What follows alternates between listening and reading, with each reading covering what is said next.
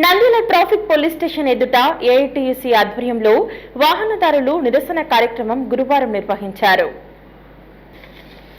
నంద్యాల పట్టణంలో traffic CI Chand Pasha ఆగడాలు వాహనదారులపై పెరిగాయని ఏఐటీయూసీ ఆధ్వర్యంలో కార్మిక సంఘం నాయకులు, వాహనదారులు ట్రాఫిక్ కార్యాలయం ఎదుట గురువారం నిరసన కార్యక్రమం చేపట్టారు.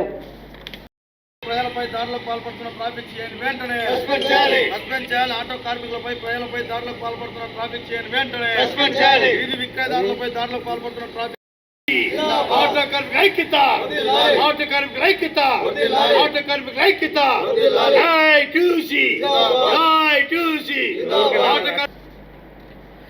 నంద్యాల పట్టణంలో ఆటో కార్మికులపై వేధింపులు పెరిగాయని, అధిక మొత్తంలో చలానాలు చేస్తూ వీధి విక్రయదారులపై భూతల పురాణం చేస్తూ ప్రత్యక్ష దాడులకు పాల్పడుతున్నారని విమర్శించారు.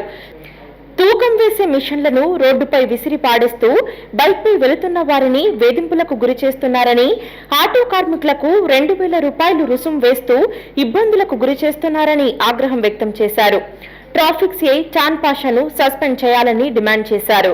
కార్యక్రమంలో కార్మిక సంఘం నాయకులు శ్రీనివాసులు, ధనుంజయ్, నాగార్జున, ఏడుకొండలు పలువురు పాల్గొన్నారు.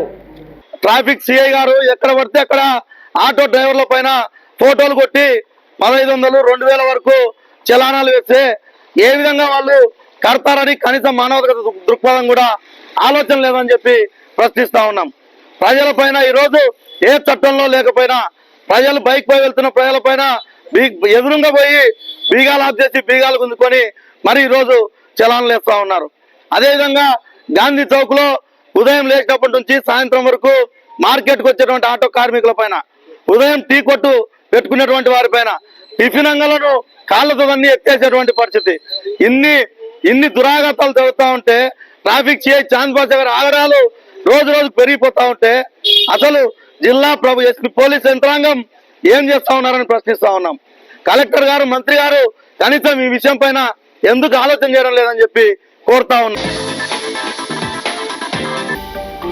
హలో అండి, నేను మీకు Rakshitha. Please do subscribe Nandyal communications.